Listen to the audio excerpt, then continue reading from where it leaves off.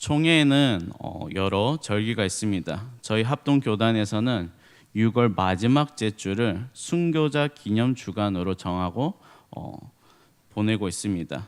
복음의 진리를 지켜나가는 바른 신앙의 모습을 찾으면서 믿음의 선배들의 숭고한 정신과 뜻을 지켜나가는 날입니다. 그 지켜온 복음의 진리가 얼마나 감사한 것인지요. 우리나라가 처음 복음이 들어오려고 할 때 생각해 보면 지금 예수를 믿거나 또한 전할 때 전한다는 이유로 피를 흘리며 시련과 고난, 박해를 받지 않는 시대를 살고 있는 것이 얼마나 감사한 일인지 모릅니다. 누구나 마음만 먹으면 복음을 들을 수 있고 마음만 먹으면 복음을 전할 수 있는 시대가 오길 그들이 얼마나 기대했을까요? 과거 핏값을 주고 신앙을 지키며 믿음의 민족의 구원과 회복을 위해 희생한 순교의 신앙의 선배들을 생각하며 그들의 믿음의 길을 따라가길 바랍니다. 오늘 말씀의 배경은 과거 우리나라 땅 가운데 복음의 능력이 나타나길 기다렸던 것만큼이나 이스라엘도 복음의 능력을 간절히 필요했던 시기입니다. 이스라엘이 선지자로 부름을 받아 사역했던 시간은 주전 592년부터 570년, 약 22년 동안의 기간인데요. 유다가 바벨론에 의해서 예루살렘이 완전히 함락된 시기가 586년입니다. 그러니까 에스겔은 유다가 멸망하기 7년 전부터 사역을 시작한 것이죠. 당시 이스라엘은 성전의 가증한 행위가 가득했습니다. 하나님이 미워하는 수많은 우상들이 가득하였습니다. 이런 상황에 예루살렘과 그 백성들에게 임박한 재앙의 하나님의 말씀이 선포되는 것이죠. 하나님께서 보낸 선지자들을 하나님께서 재차 유다에 대한 심판을 언급하십니다.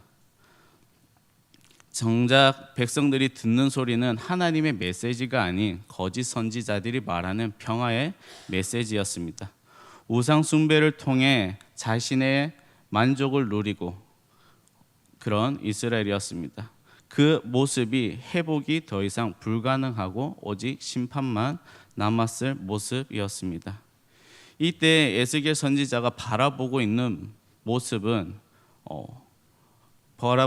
본문의 이 장소는 어딜까요? 이스라엘 사람이라면 누구나 알 법한 곳입니다. 과거 다윗이 사울을 피할 때 다녔던 엔게디 골짜기 근처입니다. 그리고 그보다 더 과거였던 아브라함 때 멸망당했던 소돔과 고모라가 있던 땅입니다. 바로 염해라고 부르며 우리들이 알고 있는 사해입니다. 하나님을 두려워하지 않고 죄악을 일삼던 땅을 하나님께서 하늘에서 불과 유황을 부르셔서 멸망시킨 땅이죠. 과거 아브라함의 조카 롯은 이것을 보고 이렇게 얘기합니다. 하나님의 동산처럼 보였다. 그랬던 땅이 하나님께서 버리심으로 풀 한 폭이 나기 어려운 땅이 되어버렸습니다. 몇천 년이 지난 지금 그곳을 영어로는 데드시, 죽을 사자를 사용해서 사해라고 부르고 있는 것이죠. 그런데 이 사해를 바라보면 그 이스라엘의 사해의 상류로 쭉 올라가면 산맥이 하나 나오는데요. 헤르몬산이라고 나옵니다. 성경에는 헬몬산으로도 말하고 있는데요. 그곳은 만년설이 있어서 물이 마르지 않는 땅입니다. 그리고 그 하류로 내려오면 바다라고 불릴 법한 갈릴리 호수가 나옵니다. 그리고 그 아래는 우기가 되면은 범람하여서 감히 건너기 엄두도 안 날 만큼의 큰 강인 요단강이 나옵니다. 이렇게 물이 차고 넘쳐서 내려오면은 어딜까요? 사해입니다.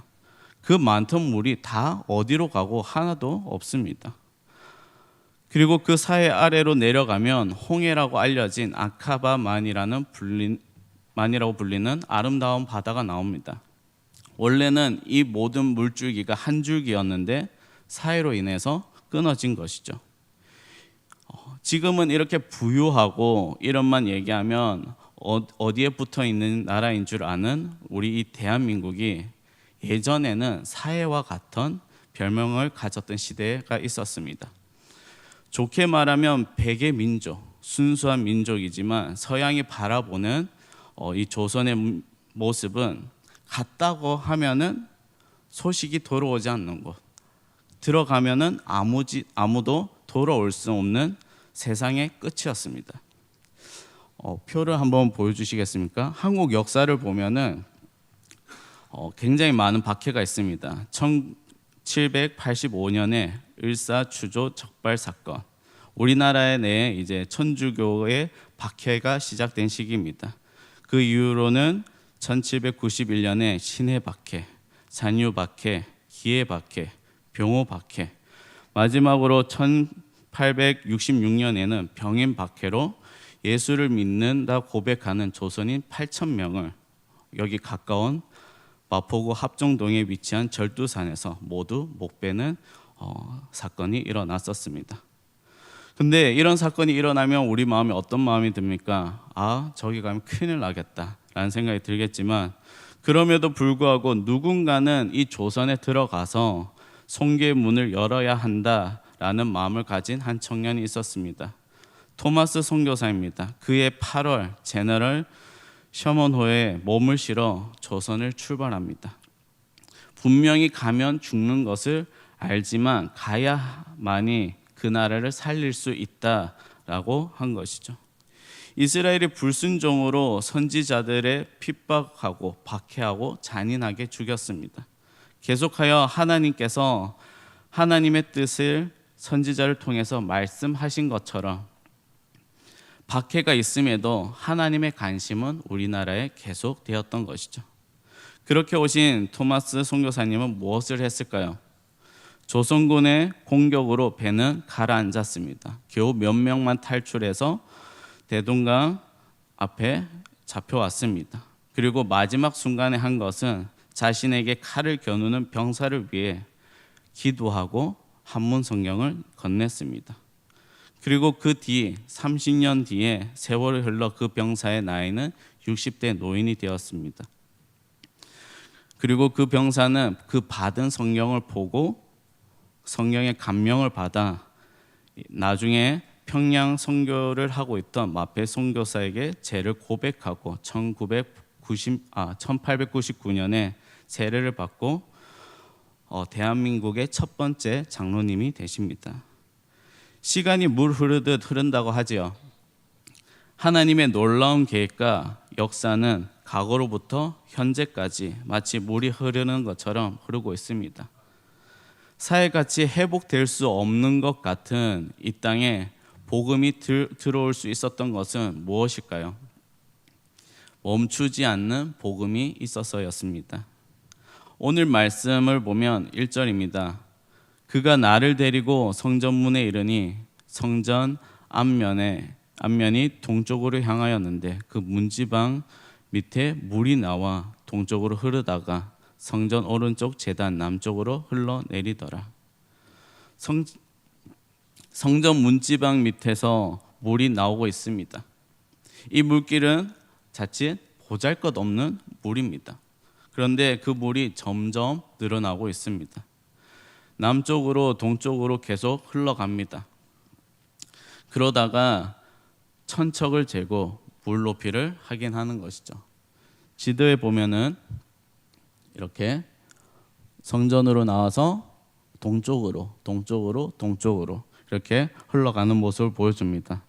첫 번째는 발목이었고 두 번째는 무릎까지 왔습니다. 그 다음은 허리까지 왔고 그 다음은 큰 강이 되어 흘러갑니다. 그렇게 물이 성전에서 흘러나오는 그 물이 계속 흘러서 아라바에 이른다 합니다. 그 아라바가 지금 우리가 보고 있는 여매인 것이죠. 8절입니다. 우리 같이 함께 읽어보도록 하겠습니다. 시작.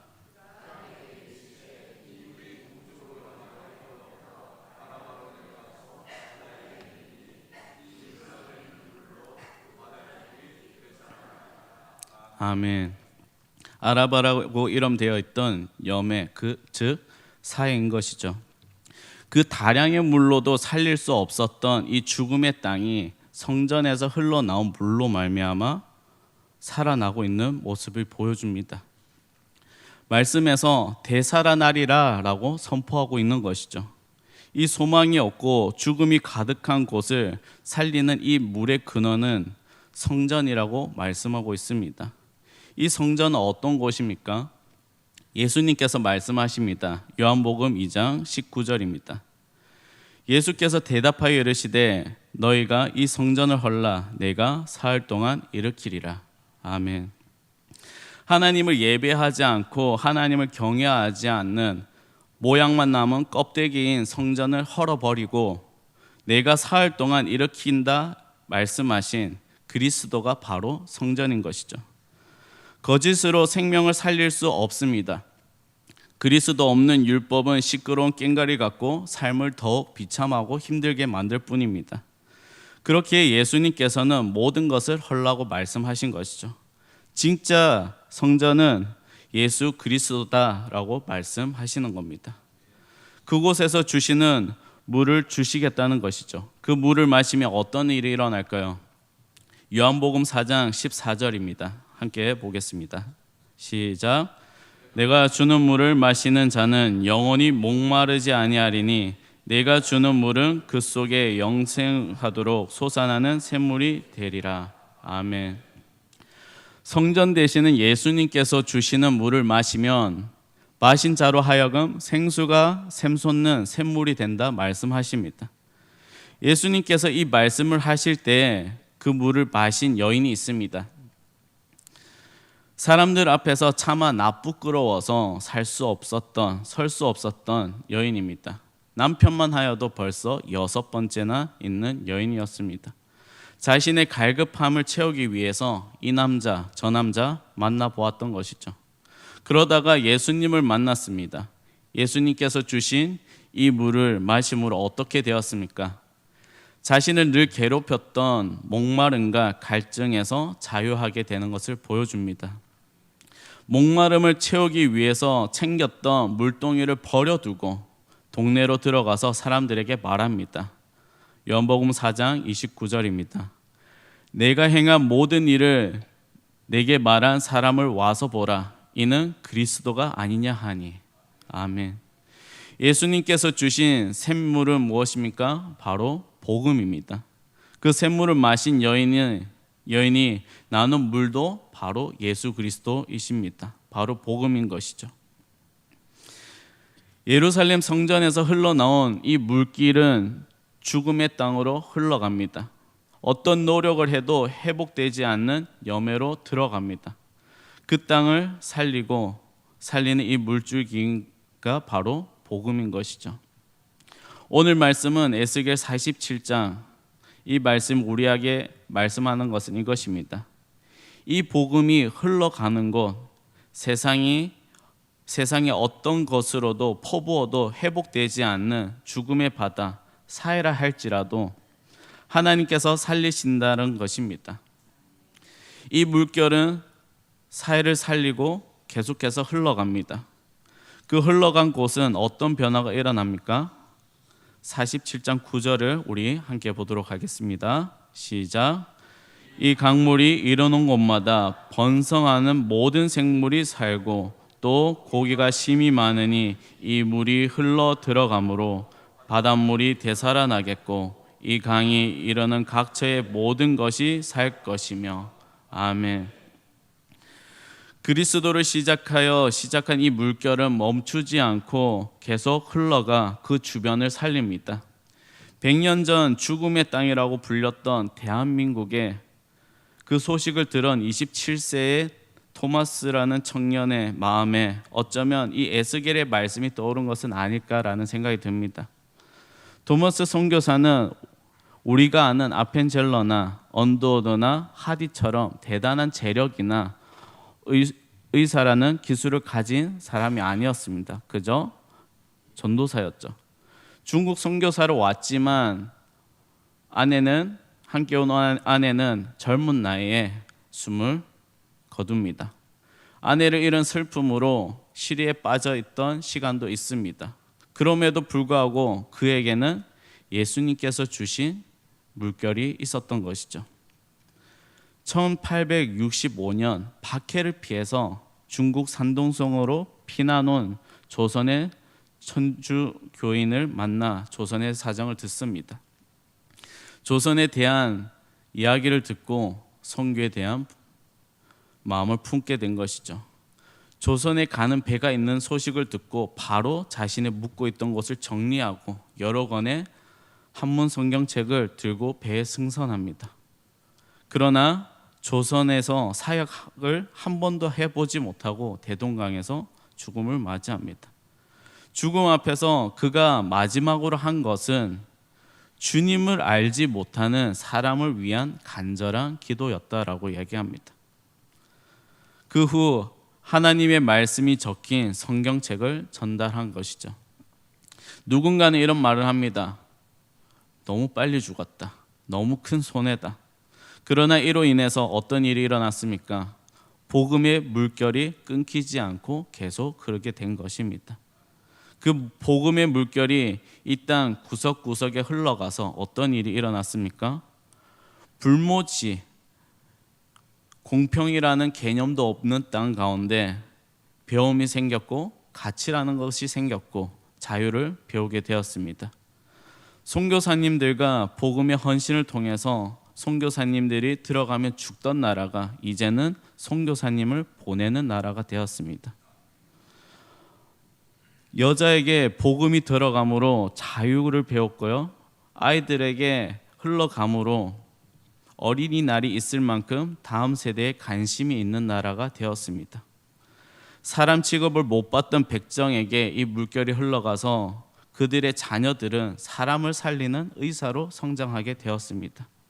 이 복음이 흘러감으로 문화와 교육, 인권, 사회 모든 영역이 살아나는 것을 우리는 보았습니다. 그러나 요즘 안타까운 소식이 계속 들립니다. 무슨 안 좋은 소식에는 뒤에 항상 꼬리표가 붙습니다. 기독교라면서 굉장히 불편하게 합니다. 선교사님들이 핏값으로 지불하면서까지 복음의 물결로 되살린 한국교회. 예전에 그리스도의 명성과 삶은 사라지고 희망이 없어진 것 같은 느낌을 받습니다. 그러나 상황이 어떠할지라도 우리 이 물결을 저와 여러분이 삶에서 흘러보내길 소원합니다. 아직 예수님을 믿지 않는 가족들은 여러분이 보시기에는 어떻습니까? 가끔 사회 같지는 않습니까? 얼마나 오래된 사회입니까? 그곳에 쏟아부은 시간, 물질, 생각을 하면 밑빠진 독과 같다는 생각이 듭니다. 하지만 하나님께서 하나님의 시선을 머무는 그곳에 복음이 흘러가길 원하십니다. 여러분의 귀에 들려오는 안타까운 소식에 그곳으로 흘러가길 원하십니다. 예수님께서 이 땅에 오셔서 소망이 없던 나를 살리셨고 그 복음이 내 안에서 썩지 않고 이제는 흘러가길 원하십니다. 여러분에게 주셨던 그 복음의 물결이 흘러가지 않는다면 가정과 직장과 다음 세대와 이 나라는 다시 썩어버릴지도 모릅니다. 그러니 흘러보내십시오. 썩지 않고 살리는 복음을 가지고 흘러가는 거룩한 물결이 되시길 축복합니다. 굳게 다쳤던 남편에게로, 굳게 다친 시어머니에게로, 굳게 다친 부모에게, 굳게 다친 자녀에게 복음을 가지고 나아가십시오. 이 복음은 분명하게 말합니다. 살아난다. 그 확신을 가지고 나아가십시오. 그럴 때 저와 여러분이 거룩한 물결로 흘러가므로 우리 인생 주변의 모든 자들이 소망이 있을 줄로 믿습니다. 이 시간 이 말씀을 기억하시면서 우리 함께 할라에서 백두까지 함께 찬양하시겠습니다.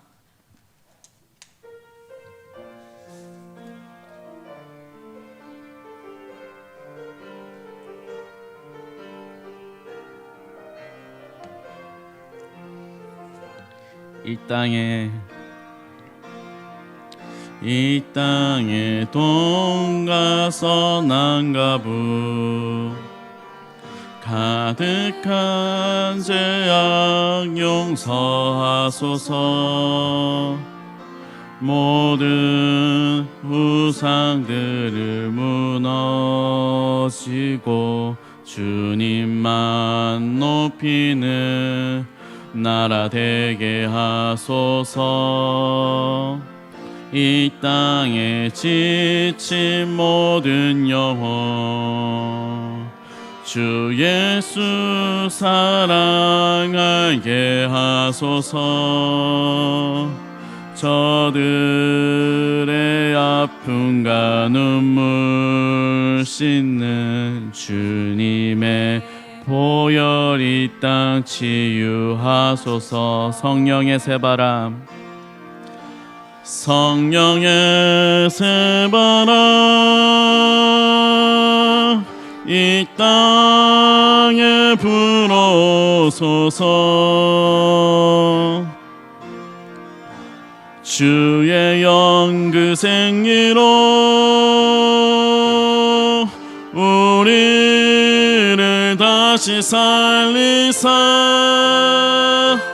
이 땅에 하나님 영광 거하는 그런 나라가 되게 하소서.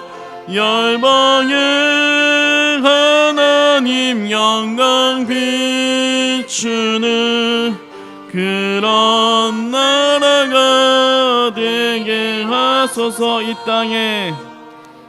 땅에 하나님 영광 거하는 그런 나라가 되게 하소서. 열방에 하나님 영광 비추는 그런 나라가 되게 하소서.